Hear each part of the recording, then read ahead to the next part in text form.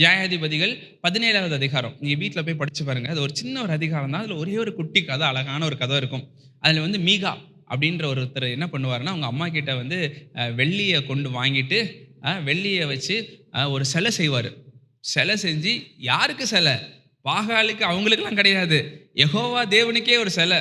யெகோவா தேவனுக்கே ஒரு சிலையை செஞ்சு, இதுதான் யெகோவா தேவன்னு அவரு வீட்ல வச்சுட்டு, இப்ப அதுக்கு யார் வேணும்? ஒரு பிரீஸ்ட் வேணும்.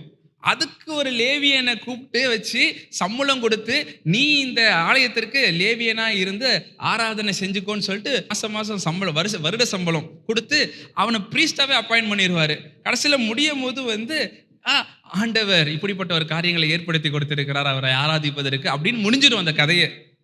இதை படிச்சீங்கன்னா நமக்கு மண்டை குழம்பிடும். என்னடா இப்படி எல்லாம் பண்ணியிருக்கிறாரு, இது என்ன சரியா தப்பா? அதை குறித்து எதுவுமே சொல்லியிருக்காதாங்க. உன் தேவனாகிய கர்த்தருக்கு யாதொரு சொரூபத்திலும் விக்கிரகங்களை செய்யாதேன்னு தெளிவா ஒரு கட்டளை இருக்கு. இங்க மீகா செஞ்சது என்ன? சின்சியரான ஆள் தான். ஆனா but wrong. Sincere but wrong. நிறைய பேருக்கு பொருந்தும். நம்ம வாழ்க்கையில நம்ம நிறைய நேரம் சின்சியரா இருப்போம், ஆனா தப்பான காரியங்களை பண்ணிட்டு இருப்போம். ஒரு சின்சியரான ஆள் தான், ஆனா பண்ற காரியங்கள் வந்து தவறான புரிதலினாலே தவறான காரியம். அதுதான் மீகா பண்ணார்.